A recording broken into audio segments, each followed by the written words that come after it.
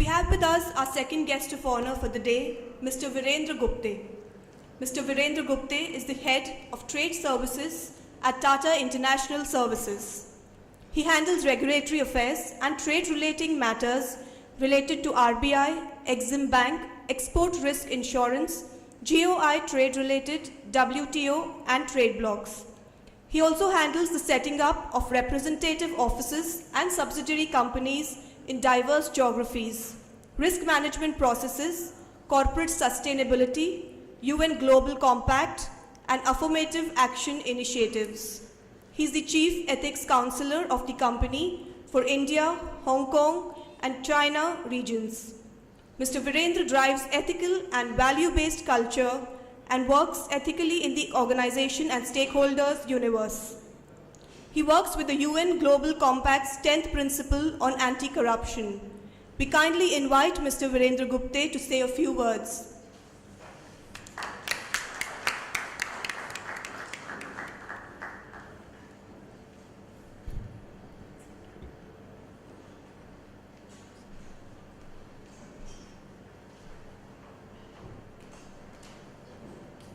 Dr. Kavita Lagate, Director, Jamnalal Bajaj Institute of Management, Arun and Chaya Sehgal, thought leaders from the industry, and my dear global managers, good morning. It's an interesting coincidence that I am in front of you. Two great momentous occasions. One which just passed by yesterday, and that was International Women's Day. And therefore, belated Happy Women's Day to all the women of this world who make a profound impact on human societies. So let us applaud.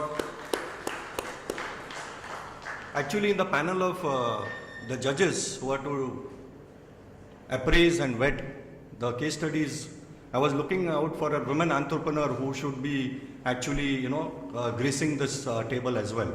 And I'm sure there will be few in the near future.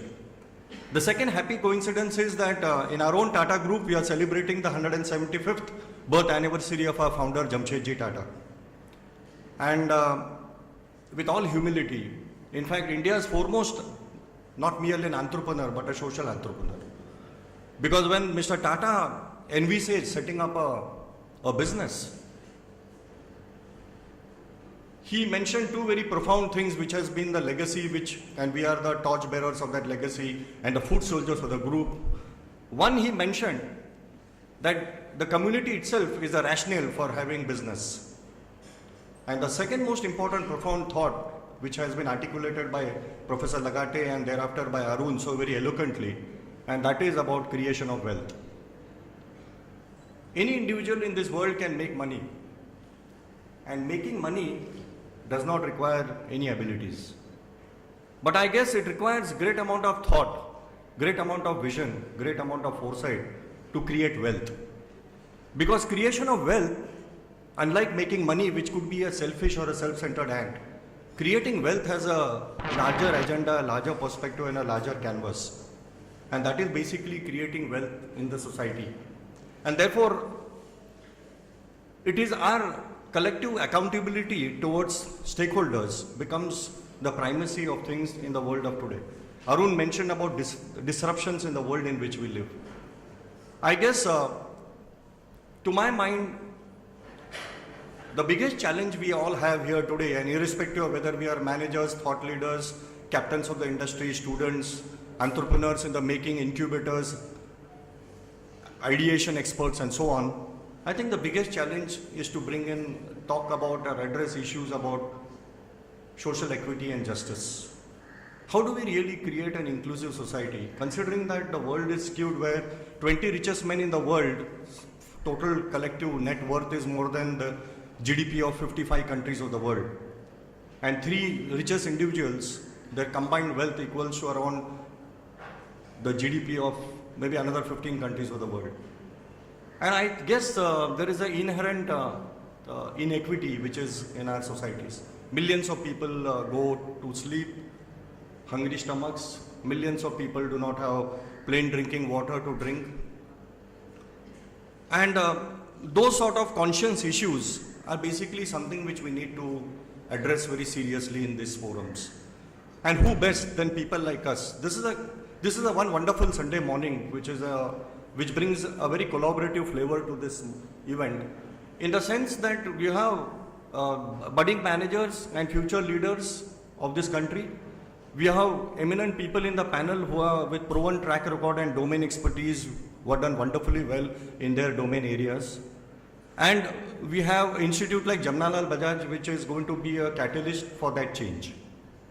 And I guess the role we all need to play, therefore, is that of an evangelist. And that is the role which we need to play, is how do we bring about a societal impact to whatever we do. I'm sure case study discussions will happen. There will have fantastic ideas in terms of, a business model which can be, which has a sound revenue process, the return on investment, the ROC, and all those metrics I'm sure you are going to discuss in detail. But for me, the most critical challenge is how do we bring about that impact to bring in social inclusiveness. Anything in business what we venture, will it percolate to that citizen in this country which is at the bottom of the socio-economic pyramid? I think these are some of the thoughts which we need to dwell upon a little more in detail. What are our thoughts basically on some of the most critical issues of this country? For example, illiteracy, poverty, women empowerment, female infanticide, child mortality, issues about health, issues about primary education. And there are a host of such challenging, burning issues which we are confronted in our country.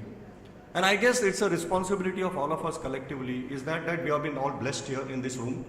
And because we have that power, the influence, the resourcefulness, and the spirit of advocacy prevailing in us, is there a way in which we can collectively create a model? And therefore, I would urge all of you students, budding entrepreneurs, we need to also look at that for whatever ideations we do, is there any way in which we can bring about more inclusiveness? And I think that's the key thing, that as many more people we involve, because let me mention very emphatically that any of us have the ability, the knowledge, the resources, and the influence to get an industrial license. But more critical than that is about getting a social license from the society in which we live. And to get a license from the society is one of the toughest tasks, because you need to partner and collaborate with the community in which you live.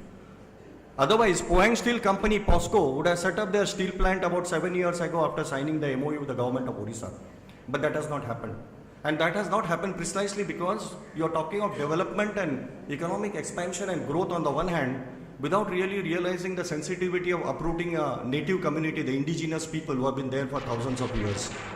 And it would be naive to think on the part of any of us that you can get that person from the community who has been a beehive keeper or who has done mushroom farming and put him a blue uniform and ask him to work on a lathe machine. That won't happen.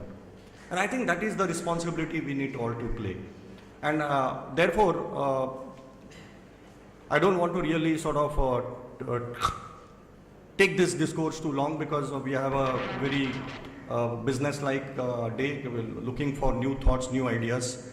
And I think the purpose of why we all are here is basically to recall what Alvin Toffler said, the whole process of to learn, relearn, and unlearn. And for us, it is a process of learning, relearning, and unlearning. Relook at all the business models what we talk about. And therefore, we need a little more realistic connect between what we teach on PowerPoint presentations in schools and colleges to what the ground reality in life is all about. And therefore, in our own group, we give a lot of emphasis to social entrepreneurship. We give a lot of emphasis to community connect, to issues like affirmative action. Every year, some of our senior managers in the company, we spend about 10 days in any of the Tata companies in India, where we go to distant villages or towns or Mufussil areas where our factories are located, and get a feel of how do we really look at the connect. I'll give one small example of my own organization. We are one of India's leading exporters of leather and leather products. We have a huge state-of-the-art manufacturing operation in a place called Devas near Indore in Madhya Pradesh. And one of the ventures which we launched about 3 years ago was when we set up a dedicated women's shoemaking plant. And when we looked at manufacturing of shoes for exports, we thought that why not employ only women. So today we have about 800 women who belong to the socio-economic bottom of the pyramid of the society, around 20-kilometer radius from where our factory is located. And you will be surprised that, it's such a cultural transformation that you are talking of that Bharat and the India in which we live. And there's a big disconnect. And the challenge for us is how to bridge India with Bharat. I guess we have, all of us, an immense responsibility out here. It's not about making presentations and going home. It's about looking at a larger cause. There is a larger concern, and therefore we all need to sort of apply our minds and thoughts to ensure that we bring about inclusiveness. Because please remember, social upheavals will happen if there is a great amount of inequity. And the Jasmine Revolution has shown in the world that social media and the power of social communication and so on is going to compel governments, policymakers, thinkers and people like us in business and industry to really now look at inwards, do some introspection and see what else we can do to bring about that inclusiveness. Because you cannot be a high net worth individual or a company which issues bonus shares where society suffers from malnutrition, hunger, poverty and female infanticide. And this is something which is irreconcilable. And therefore I think we need to look at those aspects very much as we go along. To all of you young guys who are going to do the presentations in this wonderful platform BIZORION as provided by Jamnalal Bajaj, maybe I would like to say 4 things. I think this could be the 4 mantras for each one of us. To be an entrepreneur, I'm sure there are many who have done it the hard way in life. It is sometimes people say it is by aberration rather than by design. Some say it is sheer willpower. Somebody says it is about perseverance and so on. I guess there are 4 things which are important, and these are the 4 P's. The first P is purpose. Second P is passion. Third P is perseverance, and the 4th P is performance. We need to marry these 4 P, and therefore nothing can stop us from doing it. Finally, I will only say what Steve Jobs mentioned in one of his convocation address. To be a great entrepreneur, you have to stay hungry and stay foolish. Thank you very much. I wish all.